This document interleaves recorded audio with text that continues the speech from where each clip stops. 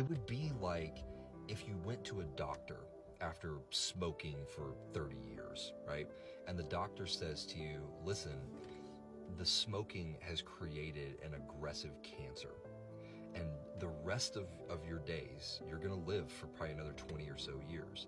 But the next 20 or so years of your life are going to be excruciatingly painful. And every day you're going to be moving closer and closer to death. And when the time comes for you to die, you are going to die a death that is so painful that it is absolutely unimaginable. And to be honest, it would probably be better for you to take your own life than to endure it because of how awful it's going to be. And so you find yourself sitting there devastated at the prospect of what your future holds. And the doctor, moved in compassion, says, listen, I may have a cure. I'm going to need you to come back in a week and I'll let you know. And so you go home, and for a week you grieve. You grieve the life that's ahead of you. You grieve the life that you live. You grieve the fact that you've brought yourself to this place, that your actions have led to this moment where the consequences have caught up, and now your future is nothing but pain and misery. But you trust the doctor and you believe him when he says that there may be a cure. And so a week later, you go back to his office to visit him. And the doctor walks into the room and he has a bag of blood. And he says, listen, I have a cure. It's in this bag right here. What it's going to cost is a transfusion. And we're going to have to take all of the blood out of your entire body. We're going to have to replace it with the blood that's in this bag. But if we do that, you will live. And you will avoid all of the pain that's ahead of you. And I'm going to give it to you for free. And of course, in that moment, you're overjoyed because your prospects, your future has been given back to you. Hope has been returned. And so you jump onto the table, you lay down immediately, you hook up to the IV, and you let the doctor run the transfusion. And so finally, as the transfusion, the new blood is pumping through your body, you can literally feel the cancer healing within you. You can feel all of the rot starting to come off. You feel stronger, you feel invigorated, you feel better than you felt in the last 20 years of your life. And so after a while, the bag finally is emptied and all of the old blood is gone, and you look over and you see in the bag where your blood was, it's just boiling and tar and corrupt and disgusting and filthy. And you think to yourself, how could that have possibly been in me? How was I even living with that in me? But you're overjoyed because your hope's been returned, your future has been returned. And so you jump up off the table and you get ready to go, and you pause for a moment.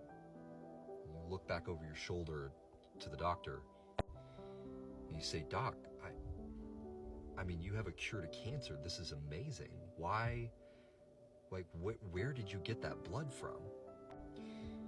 And the look on the doctor's face is full of pain and sadness. He takes a few steps back and pulls a curtain.